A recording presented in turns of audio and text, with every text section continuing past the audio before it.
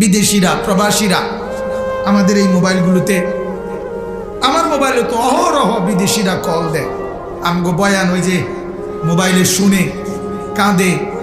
তো বলে, আজকেও এক লোক কাঁদা বলছে যে হুজুর বাড়িতে সবার কাছে বলতে পারি না যে কি কষ্টে আছি, কি পেরেশানিতে আছি, কি অস্থিরতায় আছি জিন্দিগিটা।